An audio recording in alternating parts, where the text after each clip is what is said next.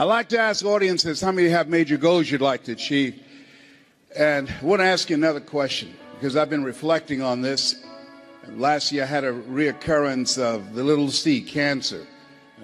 15 years ago I was diagnosed with prostate cancer and given a 2 to 3 year prognosis. One of the things I think that doctors should never tell someone they're terminally ill. What they should say is, my knowledge and ability to help you has terminated.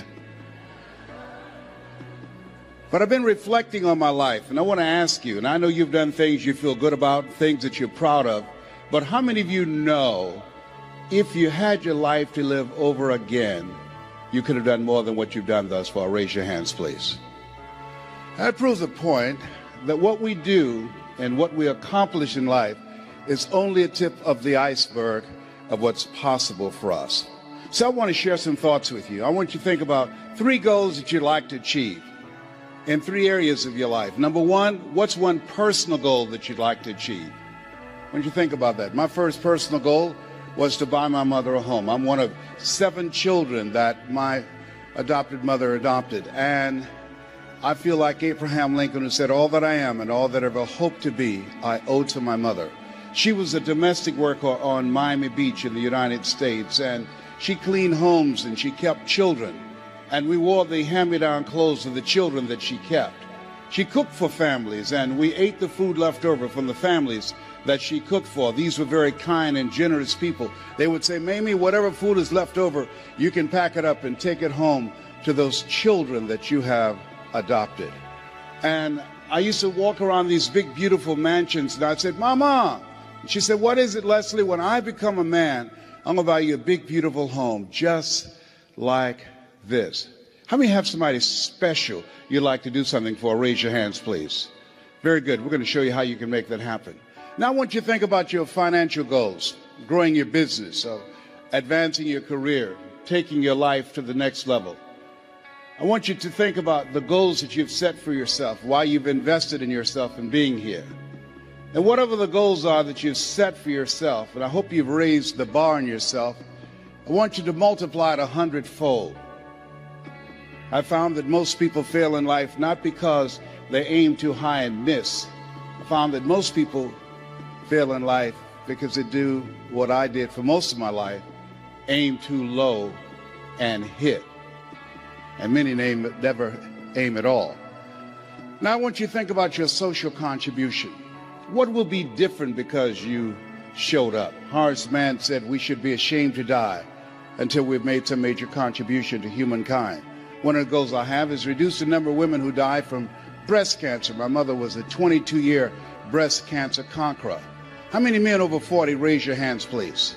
Men over 40. Very good. One of the goals, every time I speak, I encourage men to get their PSA test, which stands for prostate-specific antigen, and their digital rectal examination. And I'll be glad when they can check our prostate by looking in our ears. You know, it's got to be a better way. I'm turning red as I talk about it, but you can't see it. A friend of mine was at a medical convention. Hey, Les, let me give you a free rectal. I said, no, buddy, you too motivated. Homie, don't roll like that, you know. One of the goals I have is teaching people how to tell their story, how to grow their business, be the voice of their business, how to improve their customer service, how to develop their leadership voice, how to go from being local to being global. I want you to think about the things that you want to do with your life, the kind of impact that you want to make. And as you think about those 3 categories, let us say together with conviction, it's possible. Together, please. Everybody together, please. Say it's possible. You know, the easiest thing I do is come up here prepared to speak for you. But the most difficult thing that I've ever done, and took me years to do, was to believe that I could do it. Given my beginning, born in an abandoned building on a floor in a poor section of Miami, Florida, called Liberty City, with a twin brother, being adopted, being labeled educable, mentally retarded in the 5th grade and put back from the 5th grade to the 4th grade, and failing again in the 8th grade, and not having any college education. And if both my birth parents stood up and said, hello, son, I would not know either one. You know, I saw a movie late one night, and in this movie called Magnolia, Tom Cruise, and there was a line in there that said, we might be through with our past, but our past is not through with us. How many of you know there are things that we've experienced that can impact the way we see ourselves? Raise your hand as you understand that. And so as you look at yourself and look at your goals, I want you to write this down. You don't get in life what you want, you get in life what you are. You have to create an achiever's mindset. You have to create that yourself. My favorite book says, be ye not conformed to this world, be ye transformed by the renewing of your mind. And what you're doing right now is an indication of what's most important. As you begin to invest in yourself, setting aside a time to be here. This is the era what the late Peter Drucker calls the era of the 3 C's: accelerated change, overwhelming complexity, and tremendous competition. And so as you look at yourself and look at your goals, setting aside time every day to work on your mindset, to expand your vision of what's possible for you. They did an interview with Warren Buffett, one of the richest men on the planet, as you're aware. And they asked him, what's the most important investment people can make today? And this was in the middle of the recession in the United States. Here's a guy that has billions of dollars in real estate, billions of dollars in the stock market. And he said the most important investment you can make is in yourself. Everybody repeat after me, please. Live full. Die empty. Say it again. Live full. Die empty. After having 238 radiation seed implants, I was reading one night some words by Dr. Howard Thurman, who was a mentor to Dr. Martin Luther King Jr., to Albert Schweitzer, to Mahatma Gandhi. He wrote, deep is the hunger, the voice of the genuine, the centering moment. As I was reflecting on his words, he said, the ideal situation for a man or woman to die is to have family members praying with them as they cross over. He said, but imagine, if you will, being on your deathbed and standing around your bed, the ghost of the dreams, the ideas, the abilities, the talents given to you by life, but you, for whatever reason, you never pursued those dreams. You never acted on those ideas. You never used those gifts. You never used those talents. And there they are staring at you as you're lying on your bed with large, angry eyes saying, we came to you. Only you could have given us life.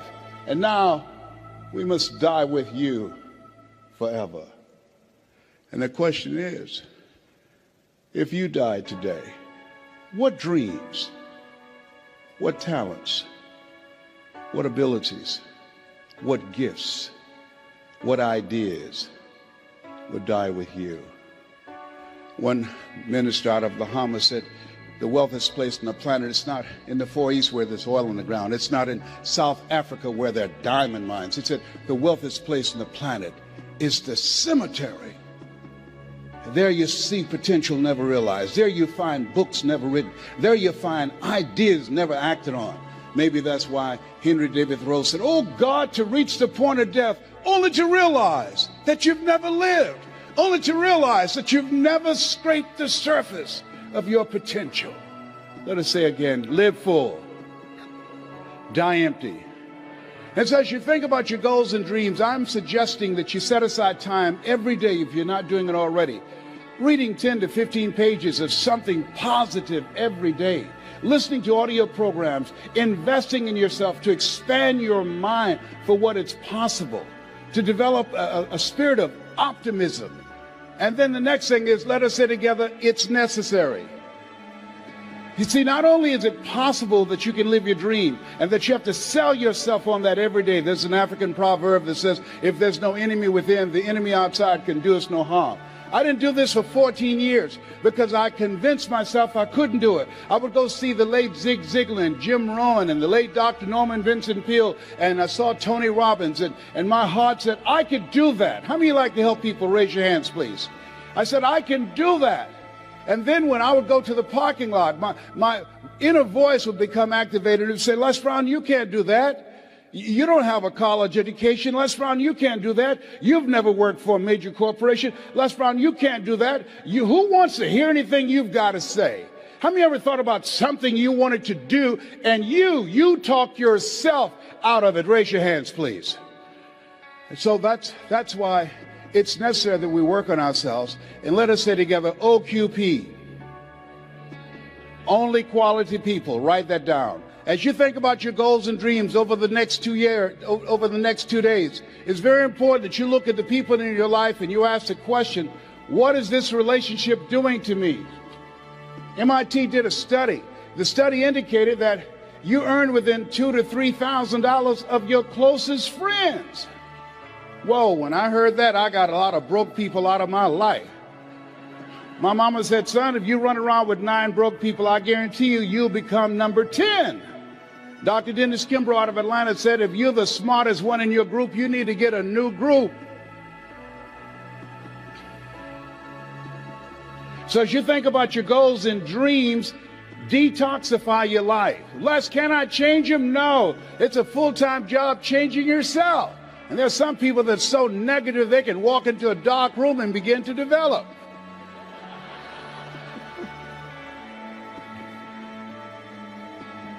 And so it's very important that you look at the people that's in your circle and begin to understand, are you growing mentally and emotionally and spiritually and professionally? Are they an asset to you or a liability to you? The other thing is, as you look at your goals and look at your dreams, let us repeat this, please. Make your move before you're ready. Yeah, write that down. See, I said, well, I don't have a college education. I don't have any paper or alphabets behind my name. And I realized that if you want to make it in life, you want to make your mark, you've got to become a risk taker. Viscott said, if you're not willing to risk, you cannot grow. And if you cannot grow, you can't become your best. And if you can't become your best, you can't be happy. And if you can't be happy, then what else is there? I like what Helen Keller says. She says, life is short and unpredictable. Eat the dessert first.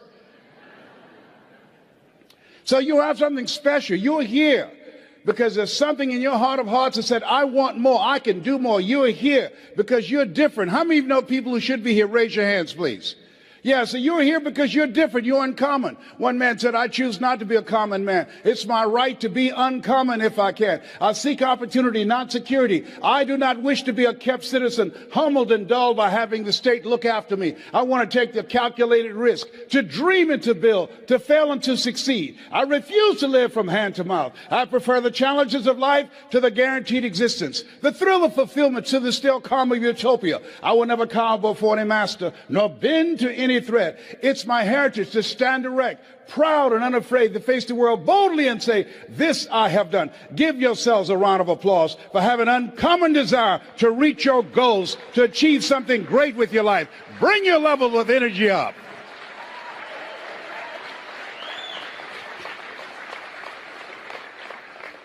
So as you look at yourself, not only must we begin to upgrade our relationships, but the other thing is, as you look at your goals and look at your dreams, write this down. You will fail your way to success. See, 85% of people allow their fear of failure to outweigh their desire to succeed. You're going to make some mistakes, and it's okay.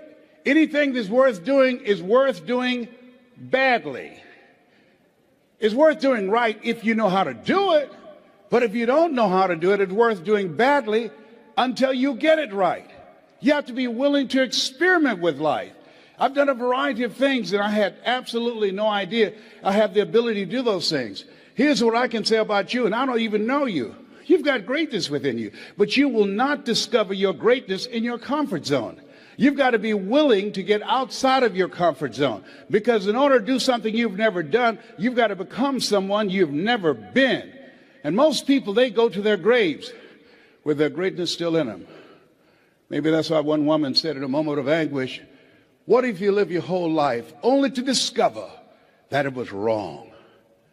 Here's something else as you think about your goals and dreams. What's your why? Why do you want to do it? What drives you? This is my mother. She's 46 years old when she adopted first Wesley and I, and then 5 other children. And she was a driving force in my life. Which one am I? On the right or the left? I'm the cute one. Which one am I now? I'm the one on the left, all right? Yes, indeed. And as you think about your goals and dreams, think about somebody that you love, that inspired you, someone that you love, that you admire.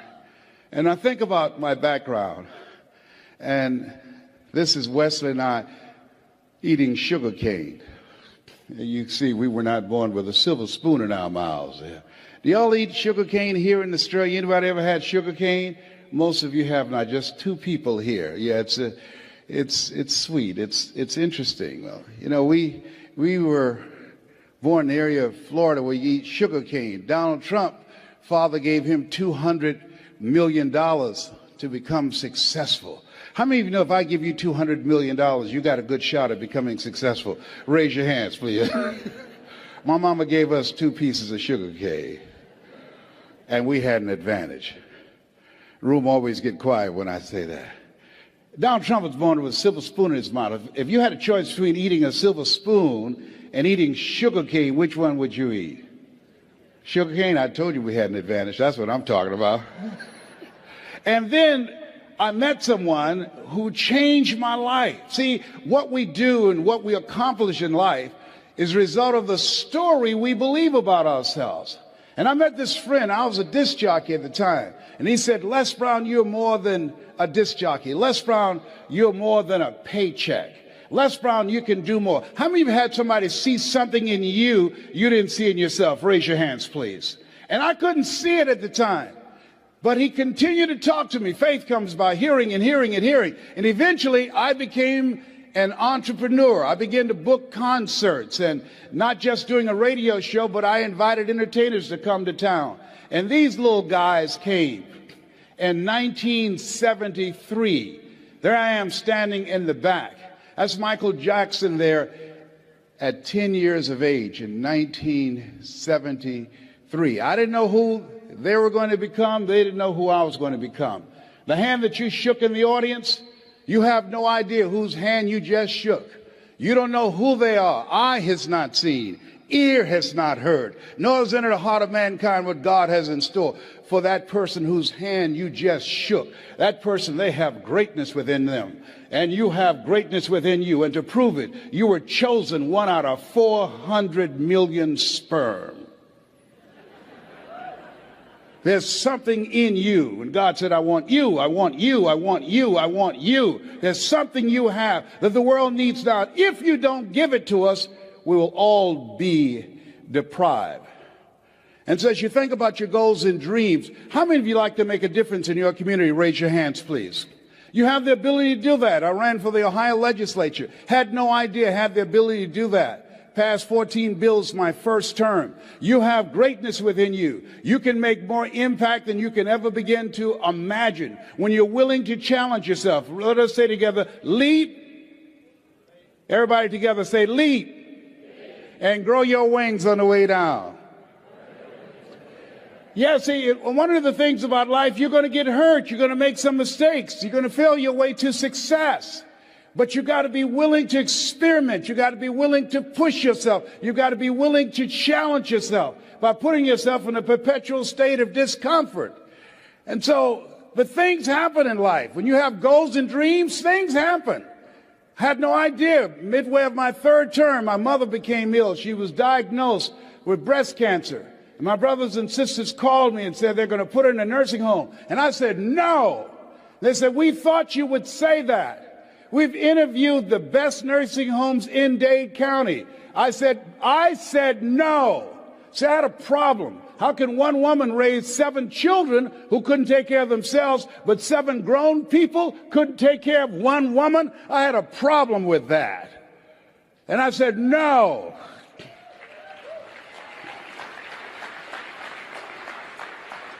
So I resigned from the Ohio legislature and I came back to Miami to take care of Mama. And took care of her until 89.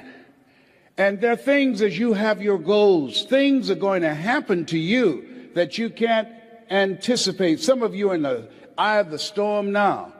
Things are going to happen. And don't say, well, why does this have to happen to me? Why not you? Who would you suggest?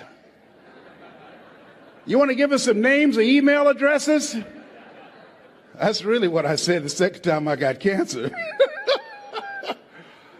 They had told me the cancer had metastasized to 7 areas of my body. I started laughing. He said, why are you laughing? Are you in denial? I said, no, I feel like Mother Teresa. He said, what do you mean? She said, Lord, I know you know how much I can bear. I just wish you didn't have so much confidence in me.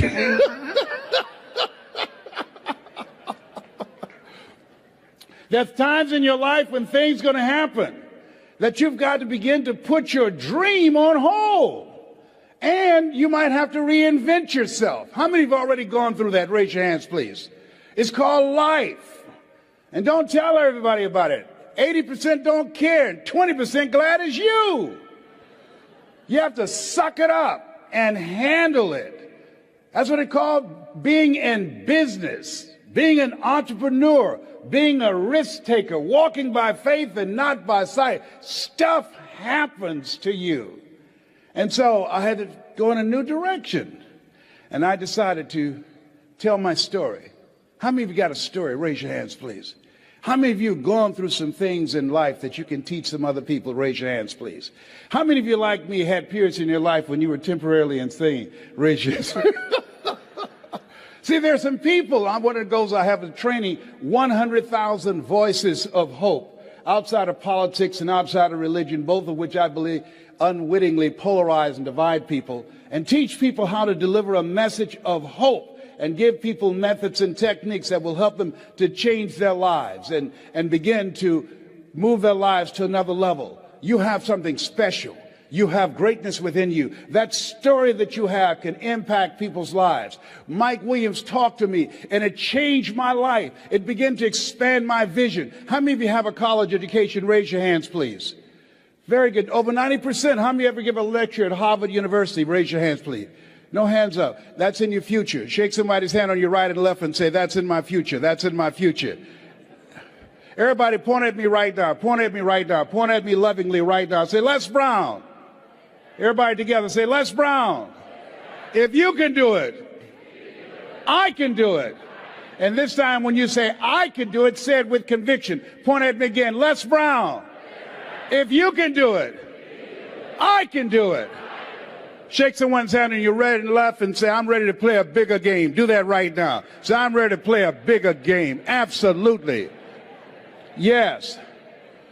It says you look at yourself and look at your goals. There's some things that you can do when you challenge yourself, when you go outside your comfort zone. There are things that will come in the direction of your life that you can't even begin to imagine, that you're going to begin to evolve and go to new levels that will amaze you. And I tell you these things not to impress you, but to impress upon you. You have something special. You have greatness within you. You have the ability to do more than you can ever begin to imagine. And so what I'm suggesting that you do is to stretch yourself, that you constantly look for ways as an entrepreneur. How can you begin to set yourself apart from the competition? What is it that you can do that can make you stand out? What are the market takeaways that you can do? One of the things that I learned as a speaker, as a trainer, as an entrepreneur, and a small business operator is that you've got to find something that you love and that you master that. Henry David Thoreau said, do not go where the path may lead, but go where there's no path and leave a trail. As you look at yourself as a business operator, as you look at yourself as an entrepreneur, as you look at yourself as a person that want to make a mark with your life, that want to leave a legacy, you've got to be hungry. Let us say together, I'm hungry to do more. I'm hungry to stretch myself. I'm hungry to take my life to another level. I never forget this gentleman that I'm going to talk with tomorrow. He's now in his 90s. He's blind from glaucoma. And I never forget, he said, young man, go to the board and work this problem out for me. And I said, oh, sir, I can't do that. He says, why not? I said, I'm not one of your students. He said, look at me. Yes, sir. Go to the board and work the problem out anyhow. I said, I can't, sir. And the other students started laughing and saying, he's Leslie. He's got a twin brother, Wesley. Wesley is smart. He's DT. He said, what's DT? He's the dumb twin. And I said, I am, sir. As the students laughed, as some of you did. And he came from behind his desk. He looked at me. He said, don't you ever say that again. Someone's opinion of you does not have to become your reality. And that was a turning point in my life. On one hand, I was humiliated, but on the other hand, I was liberated. Because he looked at me with the eyes of Goethe, who said, look at a man the way that he is, he only becomes worse. but look at him as if he were what he could be, then he becomes what he should be. He said, young man, what do you want to do with your life? I said, sir, I want to make my mother proud, sir. He said, how do you plan to do that? I said, when I get out of high school, I'd like to be a disc jockey. He says, is that right? I said, yes, sir. He says, good. I'm going to tell you some things to do. I said, what is it? He says, number one, he said, I want you to work on your mind. He said, here's some motivational materials I want you to listen to by Dr. Norman Vincent Peale and Earl Nightingale. Train your thinking. Write this down. This is very important. What you think about, you bring about.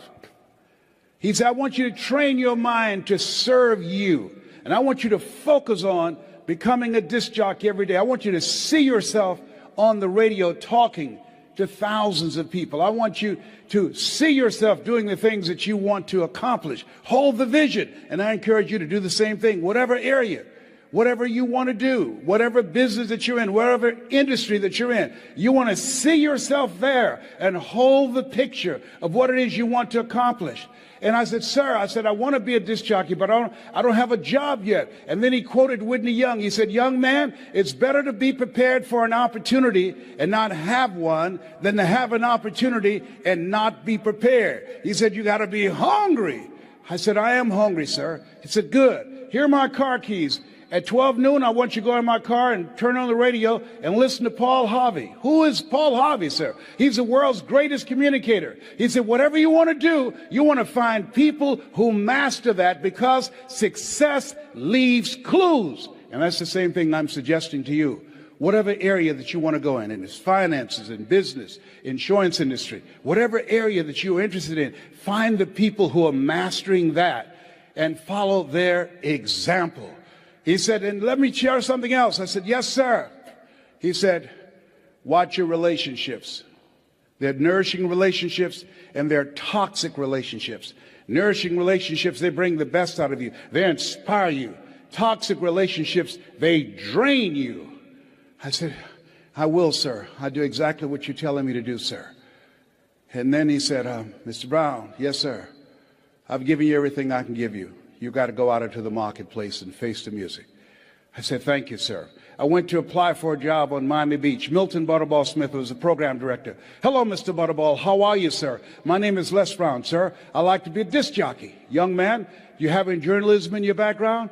No, sir, I don't. You have experience in broadcasting? No, sir, but I visualize myself being on the air every day, sir. I practice. All I want is a shot. Just give me a shot. He says, no, we don't have any job for you. How many have ever been rejected? Raise your hands, please. I was devastated with rejection. I went back and I said, hey, Mr. Washington, they said no. He said, don't take it personally. Most people are so negative, they have to say no 7 times before they say yes. He said, you got to be hungry. Go back again. I said, yes, sir.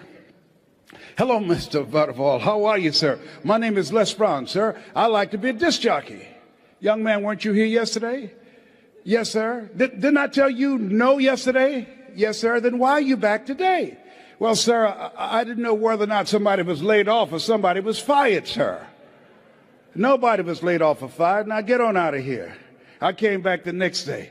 Hello, Mr. Butterball. How are you, sir? My name is Les Brown, sir. I like to be a disc jockey. I know what your name is. Weren't you here the last 2 days? Yes, sir. Didn't I tell you no the last 2 days? Yes, sir. Then why are you back today?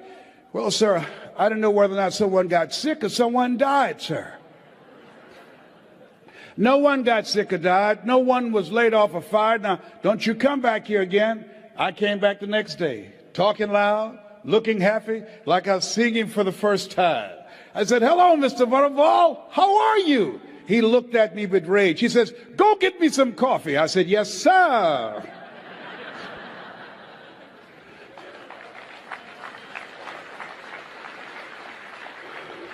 My favorite book says the greatest among you will be your servant. How many of you are serious about reaching your goals? Raise your hands, please. Here's something I encourage you to write this down. Provide more service than you get paid for.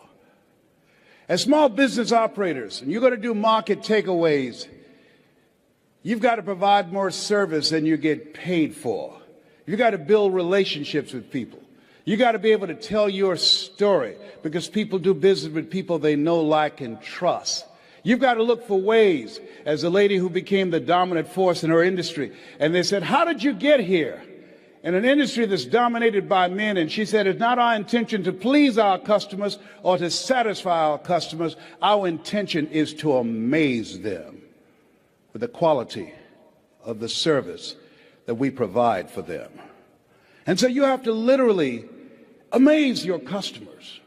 Go above and beyond as you begin to anticipate what their needs are and look for ways in which you can begin to impact them.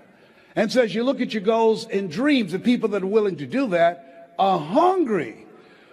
He said, Mr. Brown, go face the music.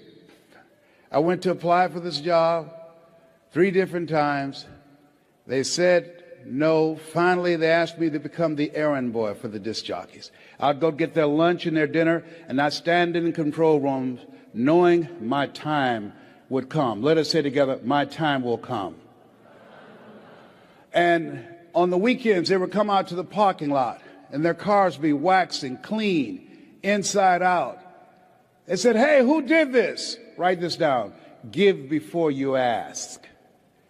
Give before you ask. I was just trying to get my foot in the door.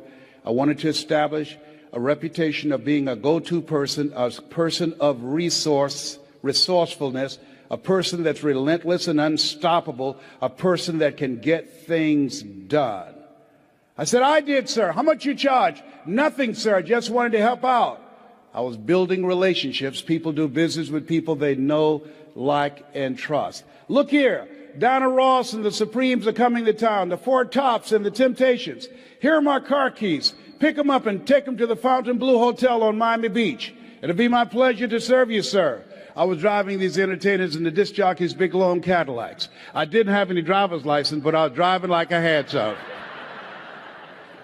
Then one day, it was a Saturday afternoon, a disc jockey by the name of Rockin' Roger was drinking while he was on the air. Rockin' Roger got so drunk, he could not complete the show. He began to stutter his words. He's about to fall off the chair. It was a Saturday afternoon, and I was the only one there, looking at him through the control room window, walking back and forth, young, ready, and hungry. I was saying, drink, Rock, drink. Drink, Rock. I'd have gone get him some more if he'd asked me to. Then pretty soon the phone rang. It was the general manager and answered the phone. I said, hello? He said, young boy, this is Mr. Klein. I said, I know. He said, Rock can't finish his program. I said, I know. He said, would you call one of the other DJs in? I said, yes, sir. I hung the phone up. I said, now he must think I'm crazy. I called my mama and my girlfriend, Cassandra. I said, y'all come out on the front porch and turn on the radio. I'm about to come on the air.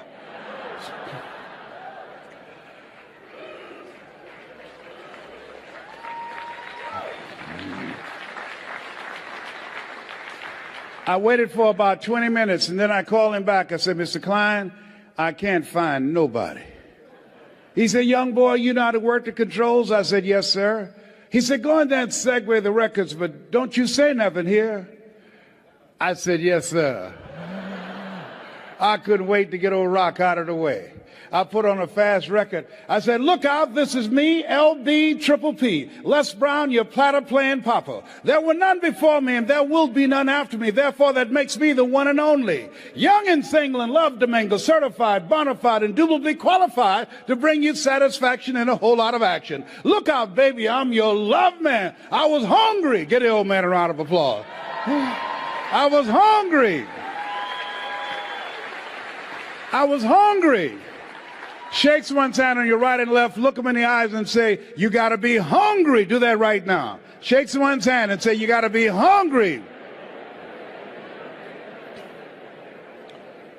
People that are hungry are willing to do the things today others won't do in order to have the things tomorrow others won't have. People that are hungry believe, always strive to get on top in life because it's the bottom that's overcrowded. People that are hungry know if you want to be successful, you must be willing to do the things today others won't do in order to have the things tomorrow others won't have.